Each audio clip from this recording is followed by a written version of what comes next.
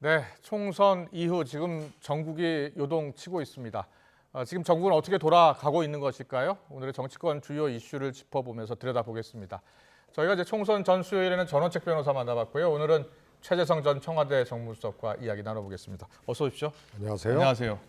총선 끝나고 처음 뵙네요. 네네. 예. 총선 결과 잠깐 얘기할게요. 총선 결과를 전에 이제 예상을 하셨습니까? 그렇죠. 야당이 압승하리라는 예상들은 뭐 대체적으로 예. 많은 분들이 했고요. 예. 근데 의석수도 뭐 200석 뭐 예, 넘길 그 거다 이야기 뭐 이런 나왔었잖아요. 얘기를 예. 했는데 그건 이제 거의 불가능한 수치이고요. 예.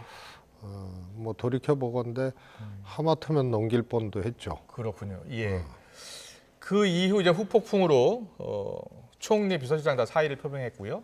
그래서 대통령실이 지금 후속 인선을 서두르고 있는데 좀 길어지고 또 여러 이야기가 나오면서 오늘 야권 인사 박영선 총리 후보 그리고 또 양정철 비서실장 이런 이야기가 나왔어요. 이 보도 내용을 들으시면서 이런 가능성도 있겠다라는 생각을 하셨습니까? 전혀 없겠다. 이거 가능성 뭐지? 없는 이야기다. 뭐지 하고 이렇게 보니 대통령실에서 나온 얘기가 아니고 예. 여권 핵심 관계자 얘기거든요. 그렇죠. 예. 그게 첫 번째 이제 그래서 조금 책임 라인에 인사 책임 라인에 없는 사람 얘기가 아닌가 싶고요. 예.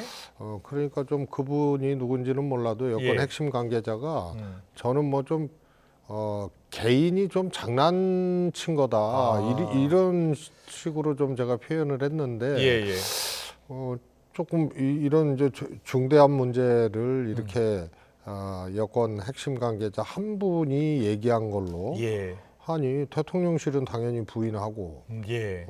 그리고 또 두 번째로는 뭐 이준석 대표는 맥락 없는 거국 내각을 예. 저런 식으로 하냐 그러는데 거국 내각이면 좀 다른 차원의 이제 접근과 구상이 있어야 되는데 예. 그것도 아닌 것 같고 그렇군요. 예. 그다음에 당사자들한테 아무 얘기도 안 했잖아요. 예. 또 당사자들이 속한 정당에 네. 뭐 아무런 얘기도 안 하고 그래서 이거는 흔적이 없이 예. 여권 차 띄고 포 띄고 다 가려보면 그렇군요. 여권 핵심 관계자 한 명의 말만 남는 거예요. 예.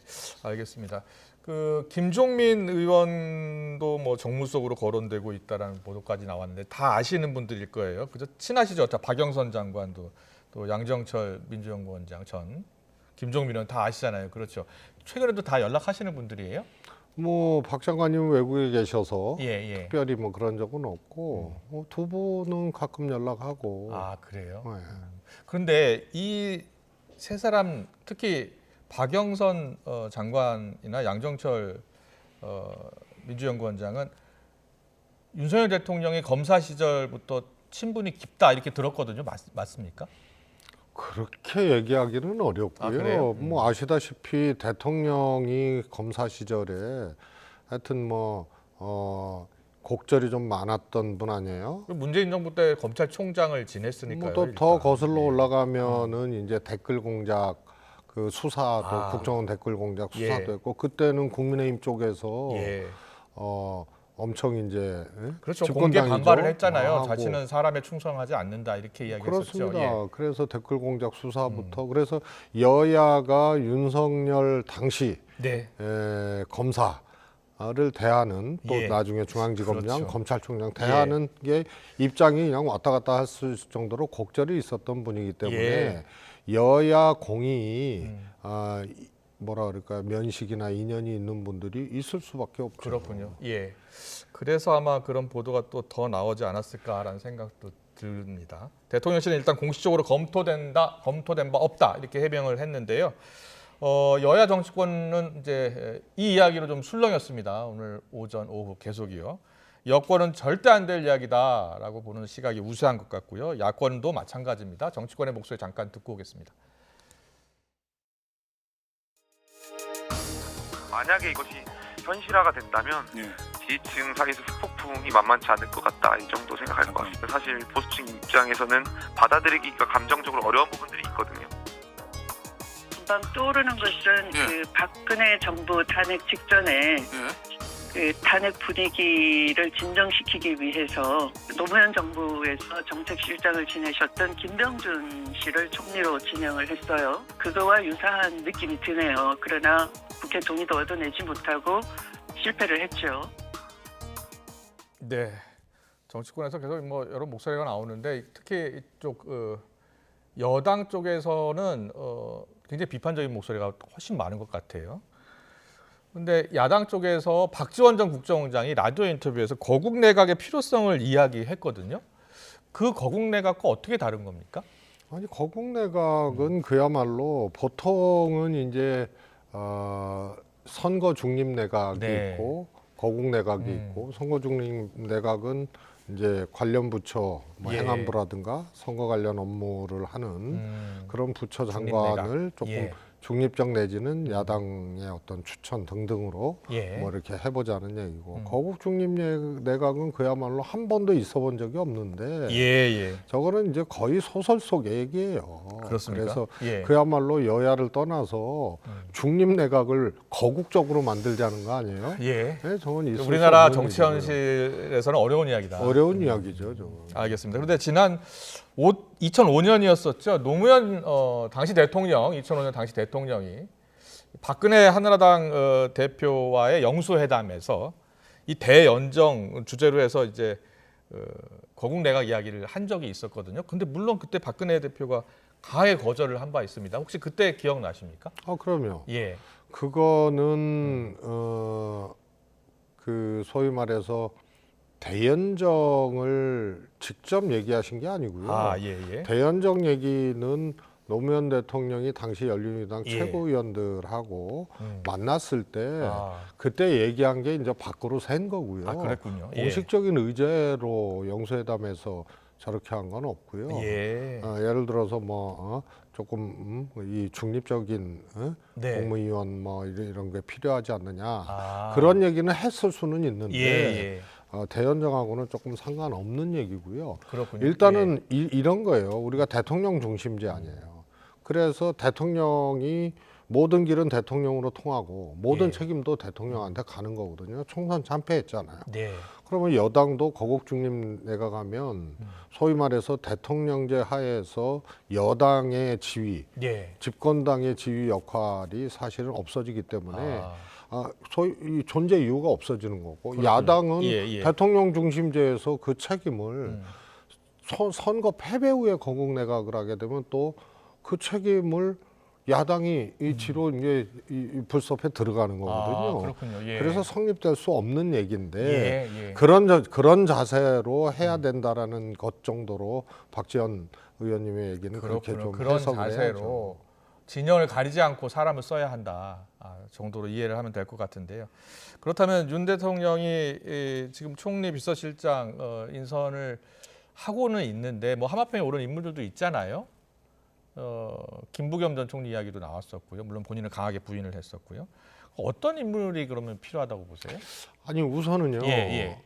인물이 누구냐의 문제를 지금 얘기할 필요도 없고 어떤 자격이라든지 얘기할 수도 없는데 이 정치권에서 마치 이번 총선 때 국민의힘에서 뭐 박지성 선수를 뭐 영입한다는 등 뭐 해서 박지성 선수가 직접 나와서 그런 적도 없고 앞으로도 이런 일 없었으면 좋겠다라고 얘기를 하잖아요. 정치도 소위 뭐 능력이 있어야 되지만 또 예의도 있어야 되거든요. 김부겸 총리 거론한 게 그거예요. 아무 책임도 없이 당사자의 의사하고는 전혀 상관없이 그냥 언론에다 띄우고 말이에요. 이번에 뭐 양정철 등등도 저는 마찬가지라고 보는데 그래서 사람을 지금 누구냐라고 띄우는 것 자체가 무능력하고 이 소위 말해서 수습 의지도 사실은 안 보이고 자꾸 무슨 이게 기교를 부리는 그런 느낌이고요.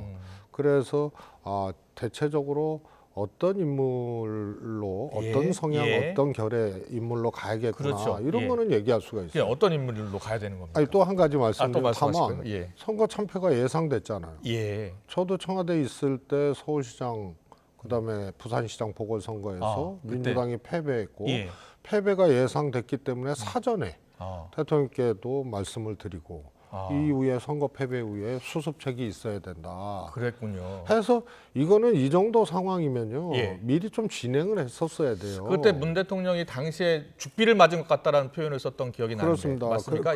그리고 정세균 당시 총리도 예. 조금 앞당겨서 이제 사임 계획은 있었습니다만 그렇군요. 하고 그리고 정무수석만 그때 이제 정책실장 김상조 예. 실장이 미리 사임을 했거든요. 다른 문제로. 그랬군요. 예. 그래서 선임 수석, 정무수석 혼자만 이걸 책임을 지고 한다는 거는 조금 이 국민 눈높이에 안 맞으니 정세균 총리께는 죄송하지만 같은 날 사퇴 발표를 했어요.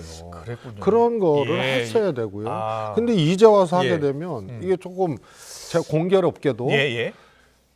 국민의힘이나 당이나 예. 대통령실이나 지금 시간을 벌고 있는 거예요. 시간을 예. 벌고 있다. 왜냐하면 까먹고 있다, 벌고 있다. 벌고 있다. 예. 왜냐하면 보통 선거 이렇게 참패하면 수습책 또 쇄신 조치, 후속 조치들이 신속하게 이루어져야 되는 거 1, 2, 3 아니에요? 딱 나와야 예. 되는데 대통령이나 대통령실은 아예 준비를 못했고 예. 이게 뭐 부산 엑스포처럼 이기려고 생각 안 했으면 그래도 어느 정도 가닥을 미리 준비를 했어야 되고요. 예. 그 다음에 그런데 이제 하다 보니까 최소한 한 달 이상은 걸리는 거예요. 그렇게 그러니까 보시면, 공교롭게 시간을 예. 벌게 된 거고. 예. 국민의힘은 뭐냐면은 마지막 국회 아니에요? 이제 한 달여 남았잖아요. 네.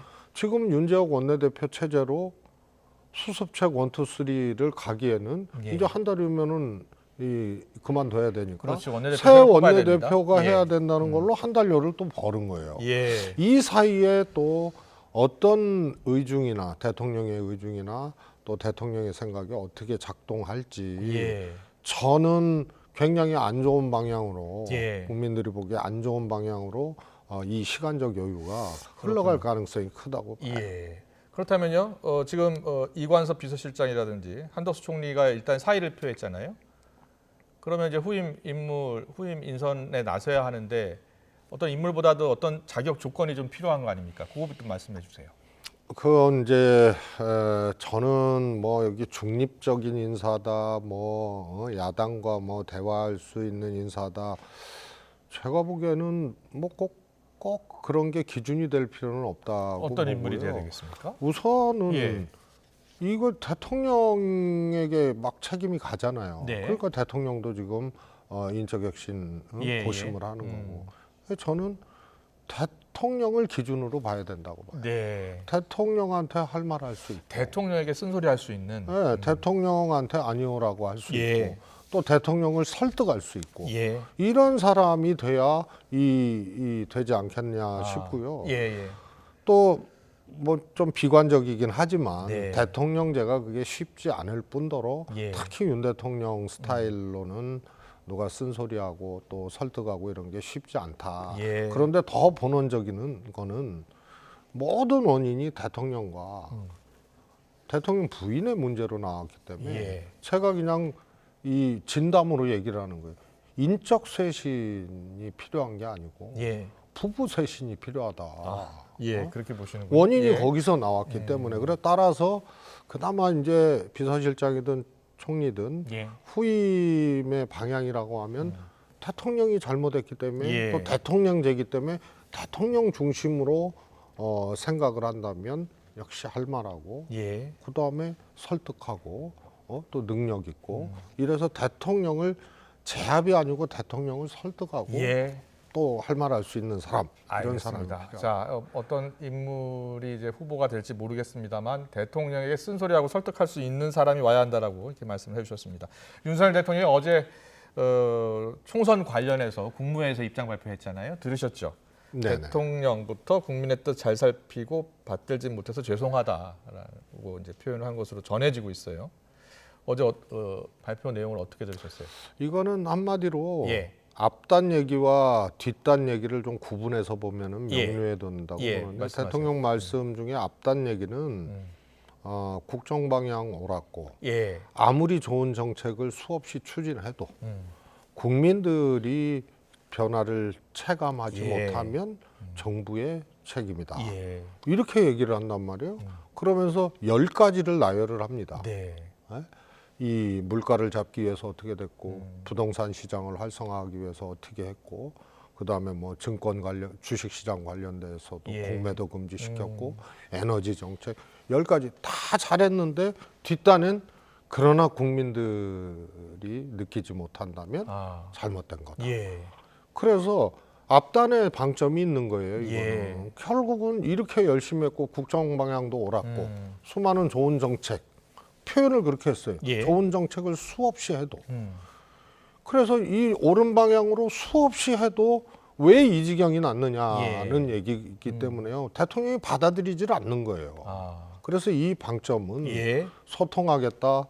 뭐 국민께 뭐 어쩌고 저쩌고 그것도 이제 뒤에 비공개 회의에서 비공개 회의에 하셨지만 대한 내용이 또 언급이 나중에 나왔죠. 어떻든 그래서 이거는 앞단에 방점이 있는 거라서 내가 네. 보기엔 대통령이 결심하고 한 거다. 예. 마이웨이를 이렇게 보여져요. 그 국무회의 끝나고 나서 마지막에 한 발언들은 이제 나중에 전해진 거잖아요.